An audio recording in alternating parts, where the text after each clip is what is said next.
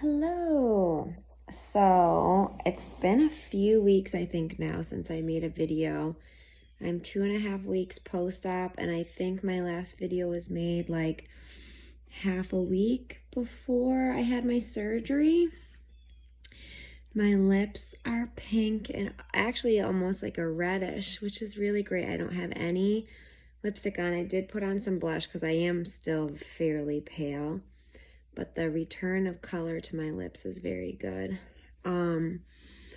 So I wrote this really long update about my hospital stay, and I do still intend to take all the posts I've written, I guess, and kind of put them on a blog. I do have a blog, but I haven't updated it in years, like since before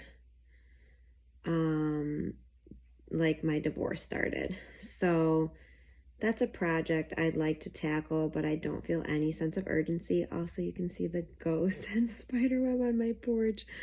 We decorated for Halloween last night, which was great. We went to the dollar store, which everything is $1.25 now, but we loaded up the cart and the boys just loved it. We filled up the cart, came home, and decorated.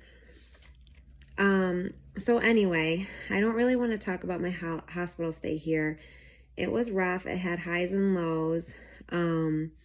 Once I was home, I felt much better because I was moving more and just as a therapist, I know that movement is key to healing. And I also noticed very quickly, I feel better when I'm standing. Right now, if I stand, my pain is like a 0 out of 10. If I sit, it can be anywhere from a 0 to like a 3 or 4 out of 10. And lying down can be anywhere from a 0 to like an 8 out of 10. And it's with bed mobility, which is like when you're rolling over or turning side to side in bed, that is still something that takes me a lot of time and focused movement to achieve. So anyway, the MRI that I had in the hospital was awful, and part of it was just the transfer to this hard table and then lying on this hard flat table forever, but everything has improved. So since the hospital stay, the first week home, my stepmom Deb came and helped for 3 days out of that week, and Welly was home for 2 of them. And that was really great because the boys are back in school, and it was just really nice to have help because I'm not supposed to do any housework. And I do small things like I might wash a dish if I need it, or I pack the boys' lunches, which is pretty easy because I kind of just stand at the counter and maybe cut some fruit, but I'm not cooking, preparing any meals. I'm not like bending for heavy pots or filling pots and moving them around. Like, I'm not supposed to do any of that stuff. And I can like throw things into the laundry, but like moving it to the dryer is not appropriate because the wet stuff is very heavy. So I'm trying to be very good about my precautions. And then the second week, this past week, my friend Kathy was here, and Kathy is somebody who actually she booked my guest room Airbnb, I think before I had filed for a divorce. And so I was expecting this Airbnb guest. There was this big change in my life, but I didn't cancel the reservation because I knew that I would need that income. So she arrived, and within like a week or so, I kind of explained to her what was going on. And Kathy actually came and stayed with me and the boys every week for about 15 months while she worked here in New Hampshire as an oncology nurse practitioner at the radiation oncology clinic where I am now a patient. So it's kind of funny. So Kathy was here for 15 months, and she would stay during the week and then go home for the weekend. And she accompanied me this week to my appointments. And she's just currently got some time off from work. And I asked her if she would come stay with us and help, which for me was big, to ask somebody to like come and stay a whole week to help. That was a big deal, like someone who's not family. But Kathy has said that it is like equally beneficial for her, and God has told her she should be here, like this is where she needs to be. So it feels really good for both of us. And Kathy was like an angel throughout my divorce because she has her own trauma story and was able to just love and support me and kind of nurture my healing without telling me how to heal or telling me what to do. She just kind of sat back and watched and offered advice as I needed it or asked for it. She was just always so good with the boys. So I don't know if Luca remembers her as much as Nico does, but like Luca warmed up to her this week without a problem, which was awesome too. And then, so Kathy accompanied me to my appointment with Dr. Shin, my neurosurgeon from Mass General. And he is the head of neurosurgery. And, you know, at the hospital, he told me like everything went well. It went great. Like everything went great, he said.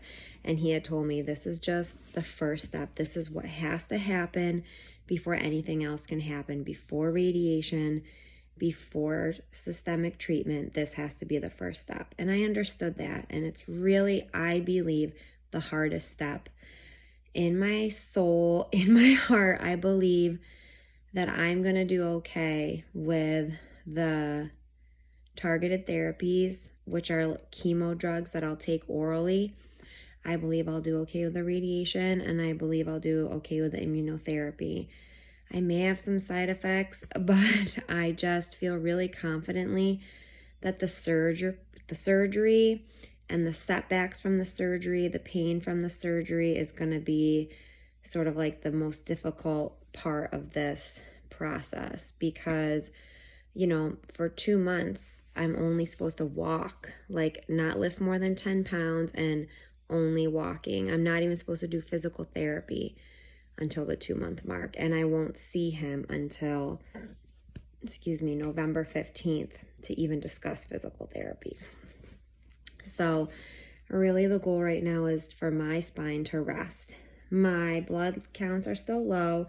They are rising, but the goal this weekend is to continue to eat a lot of leafy greens and beef. So spinach, beef, and just continue to take care of myself through a diet.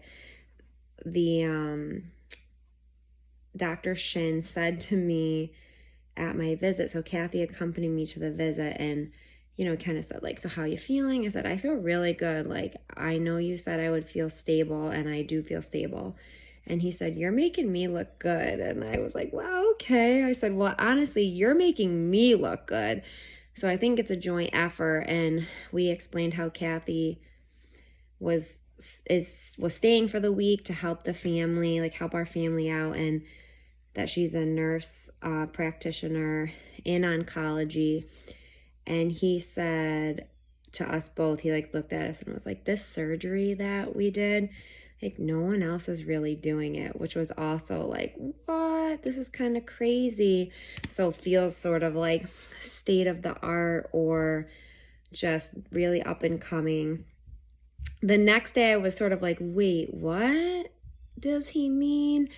Am I like a guinea pig? But that's really not how I feel at all. I feel really blessed to be able to receive treatment like from a surgeon who is clearly at the top of his field. And I did sign a bunch of waivers regarding participation in research for both melanoma research and the like spinal oncology research, and also for like the surgical procedure research on this, like corpectomy, which is where they literally take out the entire vertebra.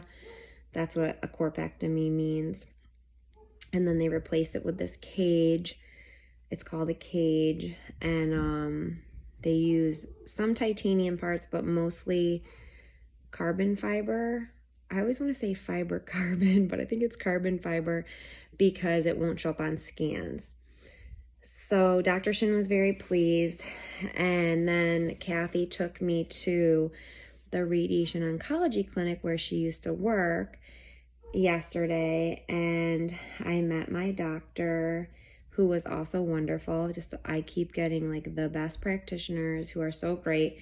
And he told me like, oh, I've been hearing about you for months. And he told me how initially the whole team, you know, like oncology, radiation oncology, thoracic surgery.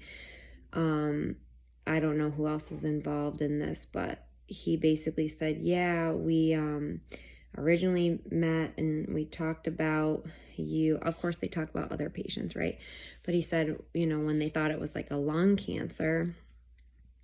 And then he said, and then, you know, we met again when we found out like it was melanoma, but there's like this, the spine was like really the biggest concern.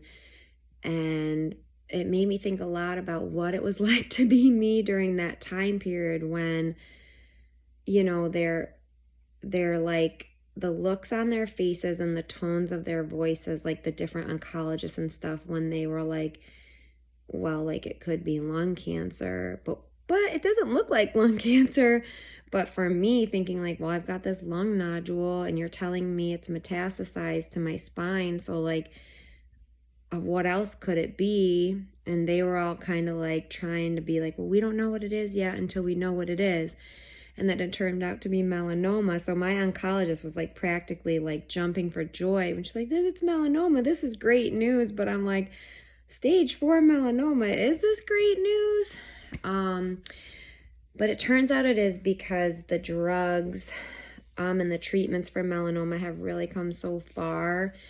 They keep telling me like even in the last 5 years, and I qualify based on my molecular genetic testing for these 2 targeted therapies, Bractovy and Mektovy. Oh, and another thing about that was, for a 30-day supply, each of those drugs had a $500 copay, and I was told by the specialty pharmacy Ingenio that I should contact the drug maker, which happens to be Pfizer, to apply for a copay card. So I did, and the copay card, literally all they asked me for was my first name, last name, and email. And I got a copay card for each drug that reduced the copay to $0. So that saved $1,000, which was incredible. And yesterday, when we went to the radiation oncology clinic, I had to lay there in the machine to sort of let them kind of calibrate or plan for their dosing and the specific area and what. I don't know really anything about that stuff, right? But I know it's very specified and has come a long way in the last decade or 15 years. But anyway, so I'm laying there topless on the table, like with my hands each on this, like a handlebar over my head. So just laying there topless inside this machine. But I was just talking to God. I was like, thank you, God, for bringing Kathy here, because she got to reconnect with all of her old coworkers, and they were all so happy to see her. And she was so happy to see them. And they also all kept telling me how, like, we feel like we know you because Kathy was living with you while she was here working with us. And so, like, they knew about my divorce and how rough that was. And it was just really nice. I just kept thanking God for, like, thank you for giving Kathy this opportunity to be reunited with her friends. And thank you for giving me the opportunity to witness, like, all this joy. And the radiation oncologist, one thing he reminded me was, he was like, well, like, the thing about you is you really just have these 2 spots. You've got the spine, which we're going to radiate now, and we've got the lung nodule. And the melanoma specialist had referred to radiation as like a mop-up job. And the radiation oncologist liked that analogy, because basically they go in and cut out this vertebra and as much of the tumor tissue as they could. But you know, they were close to my spinal cord, my aorta, and other really important structures that you don't want to like nick with a knife. So now radiation is going to go in and kind of like mop up the cells that on a microscopic level, you know, the things that couldn't be seen, or every last thing that couldn't be gotten. So now we're going to start radiation. And then after radiation, we're going to begin the targeted therapies, which I had an education session about today. And I think my tenant is coming to talk to me, so this might be a 2-part video.